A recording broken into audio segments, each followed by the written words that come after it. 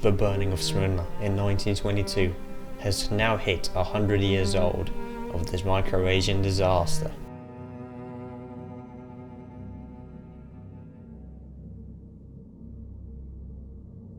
By far one of the worst events that occurred in the Greco-Turkish War.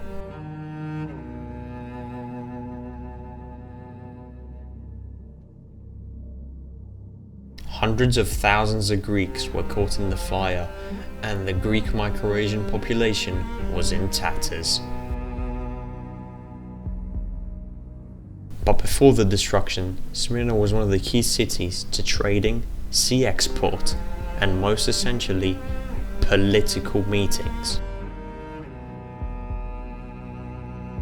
So what has led on to this catastrophe that has been talked until today? Let's take a blast from the past to see what actually happened before the Greeks even went to Smyrna.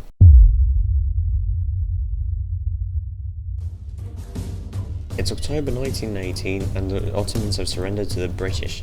Within the surrender, France, USA, Britain and Greece itself held a negotiation on how they should split the Ottoman Empire in a future treaty.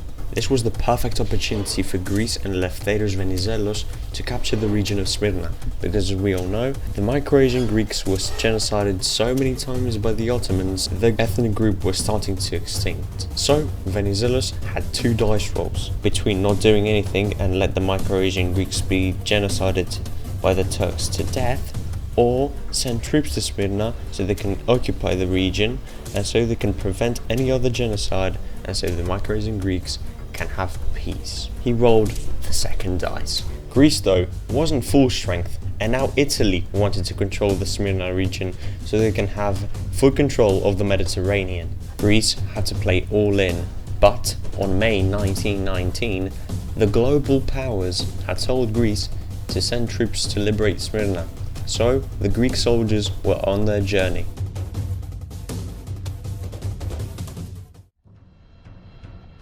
May 15th, 1919, and the Greek soldiers finally landed Smyrna. The Greek people are overjoyed, celebrating as the Greek army parades all over the city. But the Turks knew the Greeks were coming, and so a Turkish patriot has shot the standard bearer. The Greek soldiers, after so much shock, charged towards the Turkish people and started killing them with no mercy. They then looted Turkish houses and shops, while also killing Turkish women and their children. This massacre led to 500 casualties. 400 of them were Turks and about 100 Greeks. Now you may be asking, why were there Greeks killed in the process?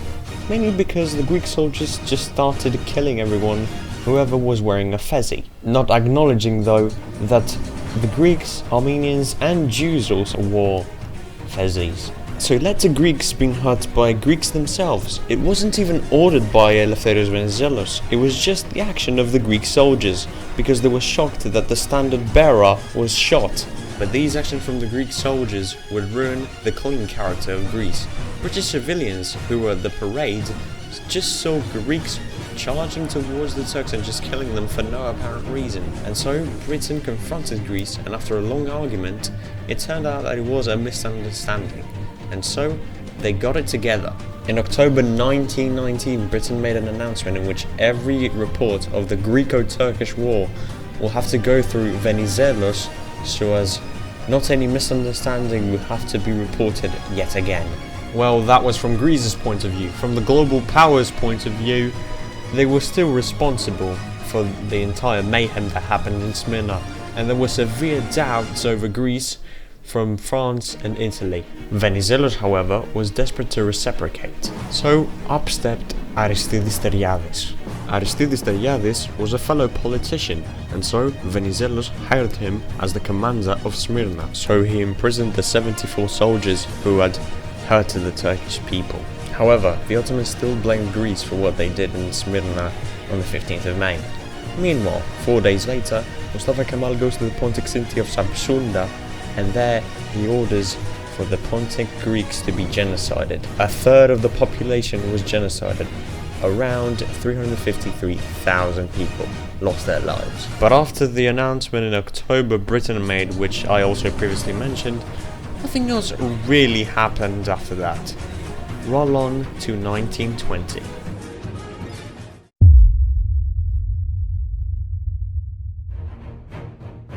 It's January of 1920 and the Greeks are actually doing a good job. They're pushing the Turks further and further into their own territory. A few months later, on August 10th, the Treaty of Serves would be signed. But suspiciously, Mustafa Kemal rejected to sign the Treaty of Serves. So Greece had the idea of trying to occupy Ankara and force Mustafa Kemal to sign the Treaty of Serves. But Greece would have a few problems to deal with. Italy was pissed because a month before the Greeks landed at Smyrna, they had occupied Antalya and they would hope to control the entirety of the Mediterranean. The Allies did not really favour them as much as they should have, and Italy stopped helping Greece. But the people of Smyrna and basically the entire city of Smyrna would have no problems to continue their daily basis. Well, as long as they don't get hurt or something. Besides Italy's withdrawal and now the Italians dealing with their zone against the Ottomans on their own, Greece had something else that they had to accept. The global powers had told Greece before the elections they had to make peace, depending on which prime minister gets elected. No matter who is going to get elected, they had to make peace. But disaster struck as the Athenians were protesting for Venizelos to drop out as Greek prime minister. And so King Constantine came back into the main throne. It was unfortunate considering he was actually boycotted in the elections and the Allies were not happy at all, because King Constantine, instead of making peace, he continued the war. This was the last nail in the coffin. The Americans and French would stop giving support to Greece because the king was back and they despised the king. The UK was the only country to keep ties. Not to mention that in the past, he was in favour of the Central Powers, which made things a lot worse in this situation. So the war continued, almost all of the Allies had left Greece alone, the Greek soldiers marched further and further into Anatolia and praying that they can come out victorious.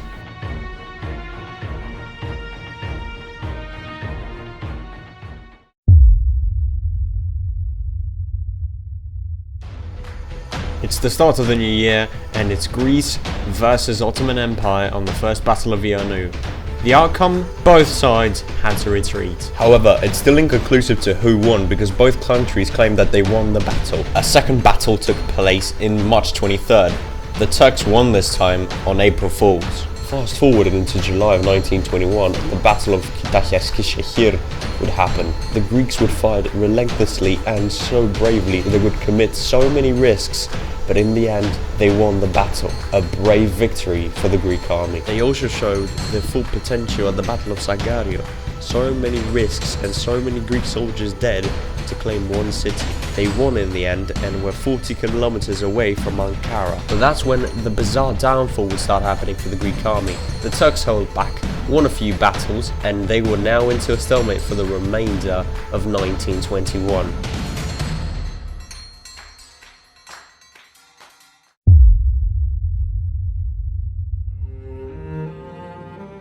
Failing to capture Ankara, both the Greek economy and Greek army was on the ropes. But Greece's fortune would turn from quite bad to even worse. Italy and France did not find the Treaty of Serves accurate anymore and would start helping Turkey. But not just Italy and France, but the Soviet Union too. The Soviets gave to the Ankara government money, aid, supplies, and training on the Turkish soldiers on how to improve. The Soviets were the first to give supplies to Turkey, as the Greeks gave supplies to Ukraine in the Russian White and Red Army conflict in 1919. With Soviet and Western help, the Ottoman Empire would be reformed into the modern-day Turkey. A couple of months forward into August of 1922 and it's the Battle of Afyonkarahisar. There, the Greek army has their last hopes before they start retreating. But with the Greeks having minimal supplies and the Turks having that extra supply from the Western and Soviet countries, the Greeks tried their best to repel but eventually cracked and forced to retreat. It's quite a turnaround from what they managed to achieve in the previous 3 summers. Now the people of Smyrna are horrified that the Turks are coming, not being informed by the politicians or the government at all. Aristidis Teriadis said it's better for them to be genocided rather than to come back home. And King Constantine would punish anyone for letting the Microasian Greeks escape by Greek boats. Most of the people of Smyrna got informed by the Greek soldiers, who were part of their family. So the people were frightened and impatient to evacuate from Smyrna.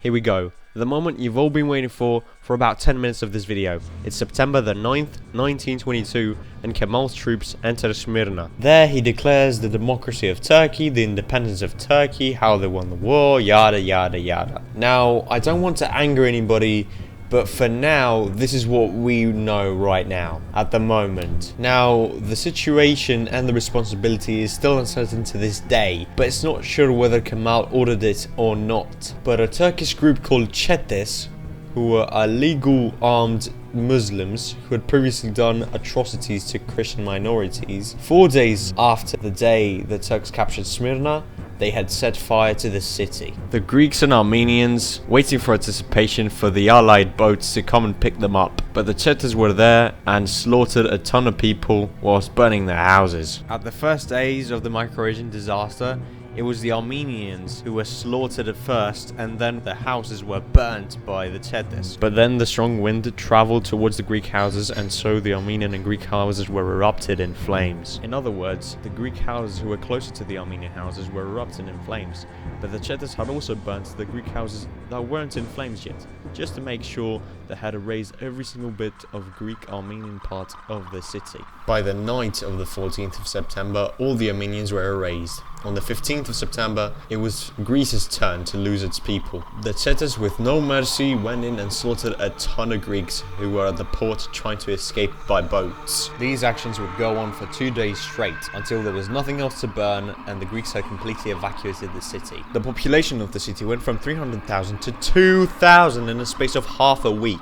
With this entire mayhem, the Italians, Americans, and even the Japanese came in and tried to save the Greek refugees from their sailboats to get into their large ships so that they could be protected. Oddly enough though, the French wouldn't allow the Greeks to come in their boats, so whoever tried to climb into their boats, the French threw them back into the deep waters of the sea. Meanwhile, the Allies tried their best to rescue the Smyrna Greeks from the fire, but one man would stand above all others as the true savior of Smyrna, named Asa Jennings, a fellow Methodist who would rescue 300,000 Greek refugees from Smyrna. With that moment, he did much more than the Greek government had done at that time. The remaining Greek men in Smyrna would be sent to concentration camps by the Turkish government. Soon enough, the Pontic Greeks and the Greeks of Eastern Thrace would follow suit thanks to the population exchange of 1923. But that one moment had stopped the population of the Microasian Greeks in Turkey, and the Smyrna city left in tatters.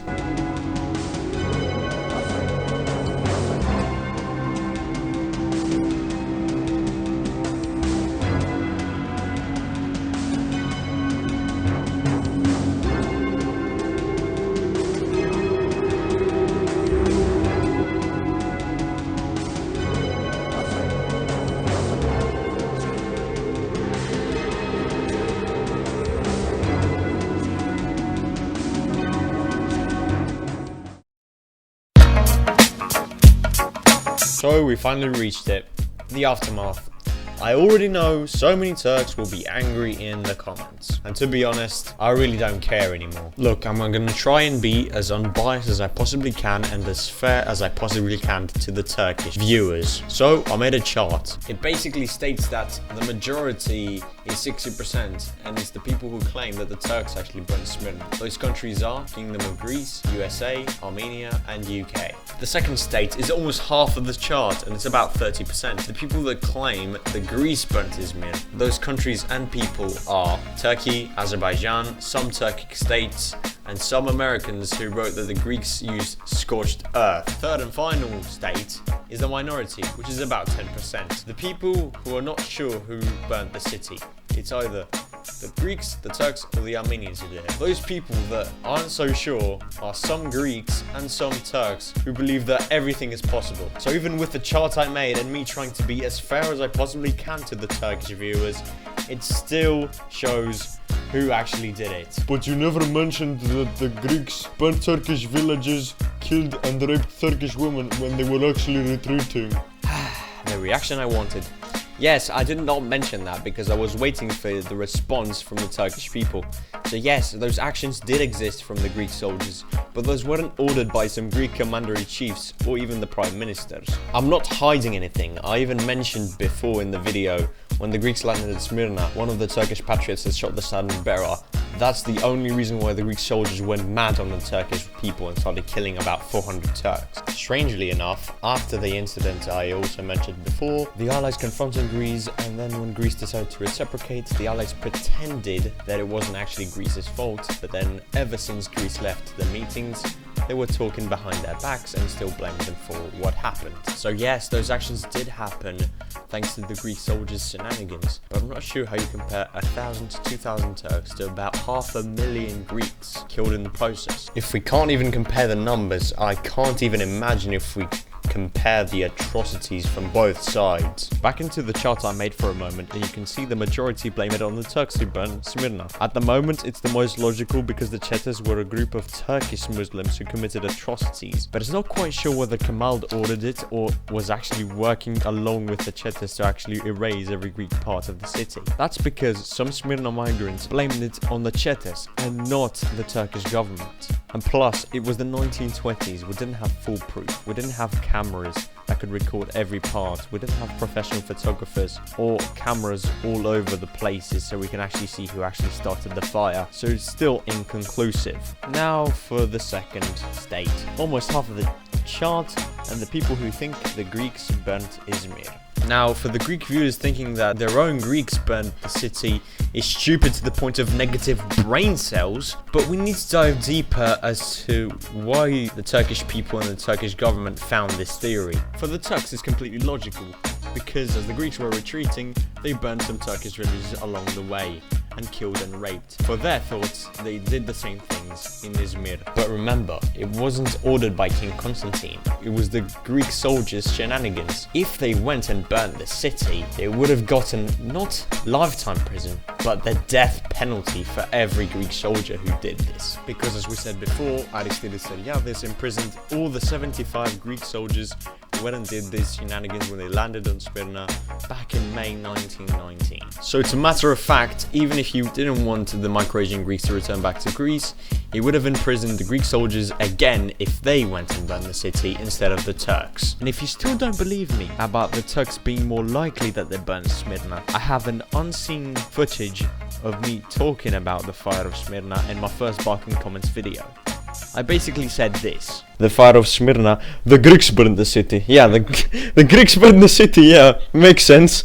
We burn our own people, okay. I said this sentence because basically, if the Turks think it is illogical for them to claim a city and then burn it afterwards, imagine how more illogical it would be for the Greeks who had waited for so many centuries for the Greeks to recapture them and liberate them from the Turkish hands. Not to mention, after the fire, they had hoped they would go back to their homes. But Turkey had always that trick up their sleeve, and they would never manage to return to their homes ever again. Also, the Turks would always have the same question: why would I burn the land that I saved from the Greek invaders? Well, it's not hard to notice that the Chetars wanted to raise every part of Greek and Armenian in Smyrna. That's why it happened. But hey, maybe you're right. Maybe Mustafa Kemal did not want to raise the Greek and Armenian people at all from Smyrna, but the Chetars thought otherwise. So now it is definite. The Greece is certain that they didn't burn Smyrna. Now for the third and final chart, the minority, which is 10%. We think it's either the Greeks, the Armenians, or the Turks who did it. First of all, the Turks blamed the Greeks and the Armenians for setting the fire. Now, we've already discussed it in the previous telegraph about the Greeks burning Smyrna, so I'm not going to talk about it again. Now for the Armenians. The Turks basically blamed the Armenians for starting the fire because that's when the fire started, at the Armenian houses. What I'm about to say also counted for Greece. The Armenians also thought they could come back to Smyrna. That's why they didn't burn their houses down. It's as simple as that. Plus, the Chetars hated the Armenians more than the Greeks. That's why they burnt the Armenian houses and then killing the Armenians. Also, the Greeks were the other ones straight after to lose their houses after the Armenians. Was that random at all? Also, in this situation, only the Jewish and Turkish houses remained after the fire, and they didn't get hurt. random as well. So Armenia also doesn't encounter as the ones to blame for burning Smyrna. Now for the Greeks that think anything is possible and it could have been anyone, that also encounters the Turks as well. Some Turks also think that it's possible that the Turks, the Armenians, or the Greeks might have burned the city. And I do respect that. So yes, anything is possible in that situation. We don't have full proof to who did it. So at the moment, anything is possible is the most logical to me and basically to most of the audience. Even though the Turks are more or less responsible than the Greeks and the Armenians, but at the moment, as I said, anyone could have burnt Smyrna. Despite all of this, the Turks will still get mad in the comment sections. Look, this war was brutal for both sides. Both sides committed harsh atrocities on each other, but at the end of the day, Greece suffered the worst one. Greece's attempts to liberate all the Microasian Greeks from Turkey, Mustafa Kemal's thirst for blood in the region of Pontus, some boycotting from Eleftherios Venizelos' elections, King Constantine continuing the war and making the situation worse, the Chetas doing plenty of atrocities against the Greeks in deep Anatolia, the Turks desperate for revenge, and the Chetas yet again about to cause crimes, led to Greece suffering what is quite possibly the worst disaster in Greece's history. And there you have it, the 100 years of the Microasian disaster. I know, I'm late. It took a while to make, and this is probably one of the longest videos I've ever made on the channel. And I don't think I'll be touching this subject probably ever, because I started by the start of September and now I finished in mid-October. So yeah, not really the healthiest kind of videos, but I think it was definitely worth it, even though it's going to get struck down by YouTube due to some creepy images I put in. But yeah, as soon as I upload this, I'm going to start uploading normally again. Fingers crossed. But yeah, that's that for now, guys. Goodbye.